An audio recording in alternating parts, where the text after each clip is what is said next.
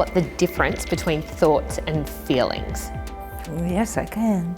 Generally, Carla, thoughts come from events that happen in this lifetime. And that goes back to being in the womb. And we refer to it, of course, as the fetus in the womb. That goes back to what the fetus both feels and thinks in the womb, which we're taught by Spirit they do, right from the moment of conception.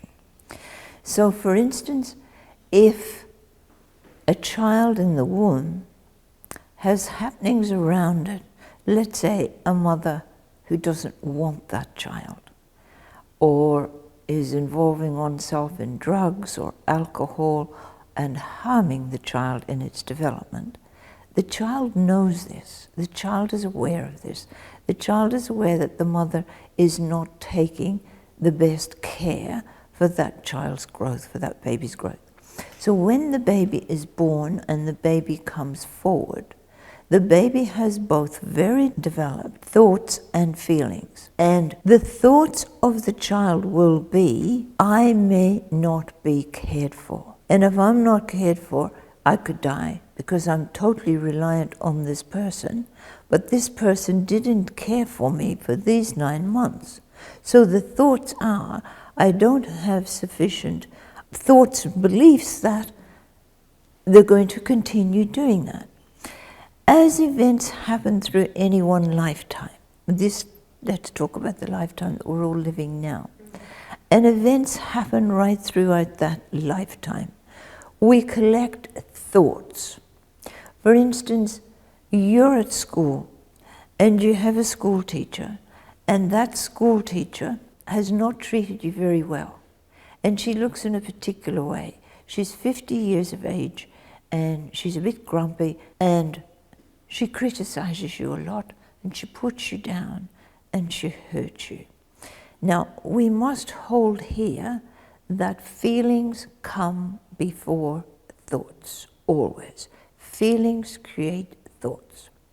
So let's assume you walk into one of my workshops 40 years later, and you see a lady sitting over in that workshop who looks exactly like that school teacher. The first thing you do is feel, oh, that lady is just like my school teacher. And the next thought that comes is, I don't like that lady very much. I'm not going to sit beside her.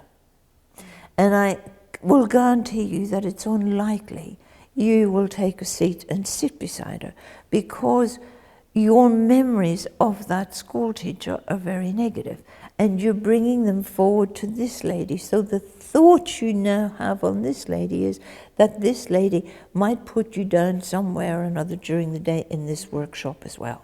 What we're not taught, and what we're not taught as children, of course, is that we are part of the bigger picture of spirit. And many cultures don't teach and don't have a belief in reincarnation, that we live more than one life, and that we have a spirit, and the spirit lives within, and the spirit continues on when we die. We're not taught that in our culture very much at all. So feelings come from that spirit has recorded everything that we know through every lifetime that we have lived. Every feeling comes from there. So when you are walking into a situation that is either positive or negative, you get a feeling because you're connecting with information in your spirit, giving you information that you have known from before. So the feeling will be it's good or it's bad. Let's take, for instance, you walk out of here today and you're walking out onto the busy roadway. And as you come towards the roadway walking, you hear a huge noise of a truck braking very hard, and a screech of brakes and tires and whatever. The very first thing you do is feel danger. Yeah, that's danger. The next thing that happens is a thought, take myself to a place of safety. Don't go near that truck. Stay away from that truck, stay away from that part of the road, because that is dangerous. Yeah?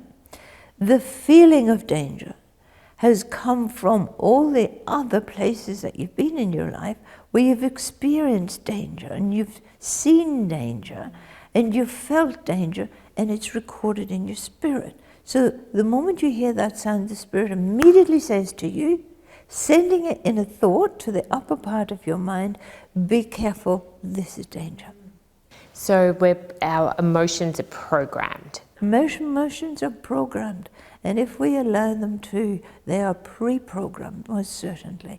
In the mind, which is not commonly known, but we're taught by spirit, in the mind, there are 11 levels in the mind, all recording different information. The top 5 levels of the mind records what happens in this lifetime, in any given one lifetime. So in the lifetime that we're living in today, all the experiences we have, good or bad, all that we've learned is living in those top 5 levels. And because man and woman, human, likes immediacy, rather than will take the steps for the long haul, the majority is, what is going to give me satisfaction now? What is best for you now? So we float in those top 5 levels of the mind constantly in what we know today. The spirit is constantly shooting up into the lower levels of the mind, who are feeding up into the higher levels of the mind. No, you have got more information here. You use this information that's already programmed within your spirit to make better decisions. And the best way that you would recognize that and everyone else is when you are agonizing over decisions you want to make. And you suddenly wake up and you get out of bed and you think, I know the answer. It's really clear now. Yeah? That is because your spirit has been feeding up to you in the sleep state.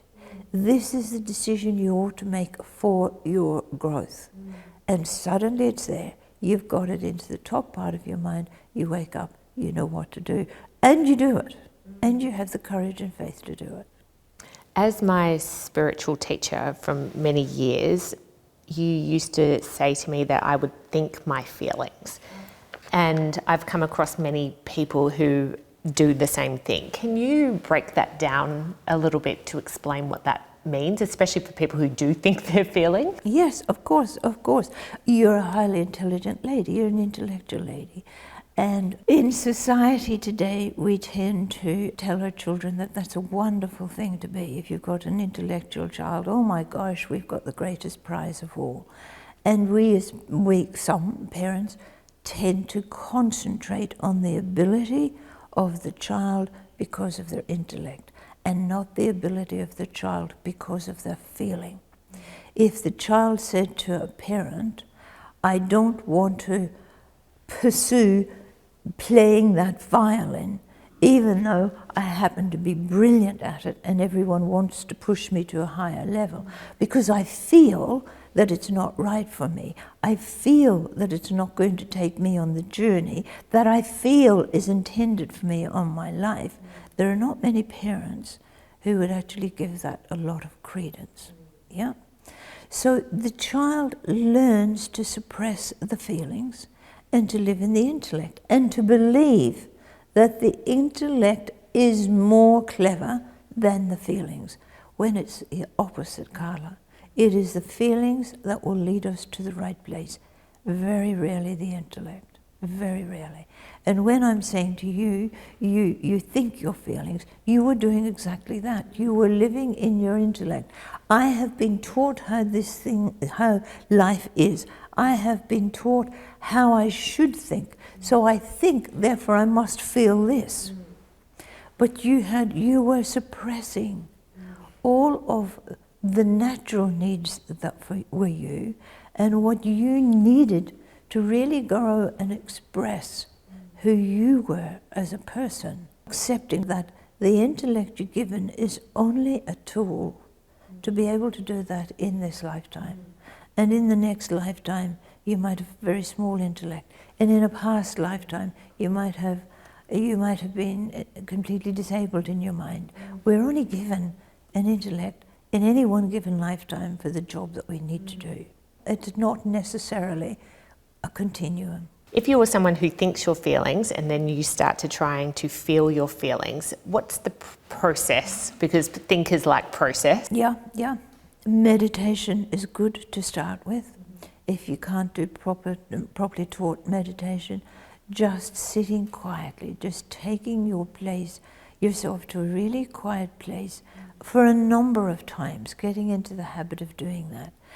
Just saying to your guide, even if you don't believe too much in guide, just saying aloud, what is it I feel right here? What do I feel? And concentrate on your spirit, which is in the lower part of your abdomen. Concentrate on that. Just shutting your eyes, just being in a semi-dark place is great. And just really feel what's going on in your body. Feel what your spirit is telling you that you need.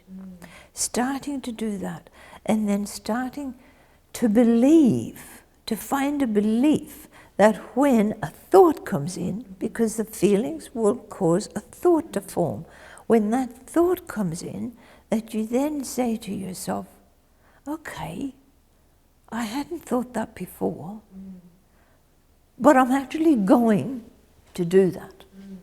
Even though I generally would never do that. To accept the thought, to act upon the thought. So that's why feelings are so important to be in tune with for creating change. Absolutely, because feelings fire the thoughts. Thoughts fire the action. And then, but with what we were discussing before, with intervening in the thought process to create change, with your example when you mentioned the teacher with the brown hair, so you have a feeling, ooh, she is making me feel like the other woman with the brown hair. Is that feeling correct? That feeling is definitely causing you the feeling of that other lady. But now you are able to say to yourself, but my counselor has told me that not every lady who's going to have brown hair and who is the same age and has the same look on their face, not every lady is that school teacher, and not every lady is going to act in the same way as that school teacher. So your thought now is expanded. You've taken your thoughts to a different context, and then the next step you need to take is to say, well, I'm going to be brave and I'm going to challenge myself, and I'm going to go and I'm going to sit beside that lady, and I'm going to actually see what kind of person she is. And if you find out that she's a beautiful lady, and she's helped you during the day, and she's made you laugh, and she's made you feel warm, the belief has gone. Your belief system has changed. You no longer ought to hold the belief that the lady who looks like that is always going to act like your school teacher. If you do continue to hold that belief, it's because you want to, and it's because you don't want to change. What's the difference between emotion and feeling? Well, emotion is feeling. It's one and the same thing. Okay. A person gets emotional. We talk about a person being emotional or a person feeling emotions. They're feeling their feelings. And we express it in the term of emotions. And how many feelings would someone go through in one day? Lots and lots and lots. You're going to feel at everything your eye can see. You're making a judgment and you're feeling something about it. You know, if I walk out, there's a little fruit tree out here, and if I walk out the door and I happen to look at the fruit tree, I will feel something about that fruit tree, and that will send to me a thought. I will feel either that fruit tree looks really good and it looks really healthy and happy, and I feel that feeling of happiness for the fruit tree that's sending the thought to say, well, that fruit tree is quite healthy. So is that what people mean by being present? Yes, feeling your feelings, be aware of your feelings, be aware of what is going on. The clarity of your feelings, the clarity. Walking into a room, I felt wonderful out there. I'm as happy as can be this morning. I've walked into this workshop today and suddenly I just feel sad and down. And why is that? And having the intelligence and the ability to say to yourself, I am feeling energies in this room that I'm picking up from someone else. And I'm feeling that someone else in this room is sad and down and upset. And I'm feeling that energy from them. That's what's causing it. Which is why you've always said that having a flexible mind or not having a rigid, fixed mind is so important. So you're being curious about why you're feeling what you're feeling. You've spent your entire career working with emotions and see the value in emotions and feelings. So what is it that intrigues you so much about them, and what is your work? What do you want? What message do you want to send about the importance of feelings? How people operate fascinates me.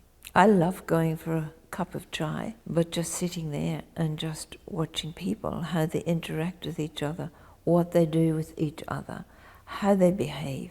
The dishonesty of people will never cease to amaze me. We have so much dishonesty in our world of just what we feel about anything at all. And sitting with a friend, and a friend may say, what do you think of my new coat? And you say, well, it's lovely. It suits you. When you're sitting there and you're thinking, well, it doesn't really. But I'm not going to tell her that because I might lose a friend. So honesty and fear sit side by side. They are best friends. I can't be honest because I fear what the outcome of that will be. I love teaching people to be honest with their feelings, to get in touch with their feelings, to discover, to open the Pandora's box of who they are and what they are. And to then see the growth and the discovery that comes from that. You know, as you know, I teach the counselling course, and when the counselling course first starts, and particularly the men, you know, the men are very capable, and some women as well, very capable of sitting there for 2 entire days, not daring to say a word, not daring to speak, not daring to open their mouth because I will expose myself. What does it mean, I will expose myself? It means I might show something that I'm going to get criticized for, that I'm going to get laughed at, that I'm going to get judged upon, that I'm going to get put down. So I love teaching people how to be honest and to teach people, which can be a long process, but to teach people not to worry what others think about them because it doesn't matter.